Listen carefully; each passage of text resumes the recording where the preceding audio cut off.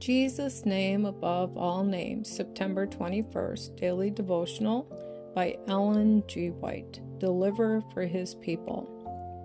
This beginning of signs Jesus did in Cana of Galilee, and manifested His glory, and His disciples believed in Him. John chapter 2, verse 11.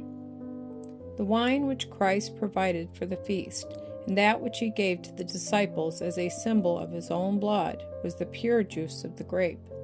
To this the prophet Isaiah refers when he speaks of the new wine in the cluster and says, "Destroy it not, for a blessing is in it." Isaiah chapter 65, verse 8. It was Christ who in the Old Testament gave the warning to Israel. Wine is a mocker, strong drink is raging, and whosoever is deceived thereby is not wise. Proverbs chapter 20, verse 1. And He Himself provided no such beverage. Satan tempts human beings to indulgence that would becloud reason and benumb the spiritual perceptions, but Christ teaches us to bring the lower nature into subjection. His whole life was an example of self-denial. In order to break the power of appetite, He suffered in our behalf, the severest test that humanity could endure.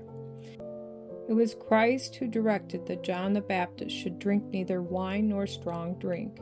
It was He who enjoined similar abstinence upon the wife of Manoah, and He pronounced a curse upon the person who should put the bottle to his neighbor's lips. Christ did not contradict His own teaching. The unfermented wine which He provided for the wedding guests was a wholesome and refreshing drink. Its effects was to bring the taste into harmony with a healthful appetite. As the guests at the feast remarked upon the quality of the wine, inquiries were made that drew from the servants an account of the miracle. The company were for a time too much amazed to think of Him who had performed the wonderful work. When at length they looked for Him, it was found that He had withdrawn so quietly as to be unnoticed even by His disciples. The attention of the company was now turned to the disciples. For the first time, they had the opportunity of acknowledging their faith in Jesus. They told what they had seen and heard at the Jordan, and there was kindled in many hearts the hope that God had raised up a deliverer for His people.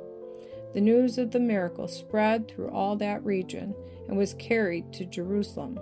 With new interest, the priests and elders searched the prophecies pointing to Christ's coming.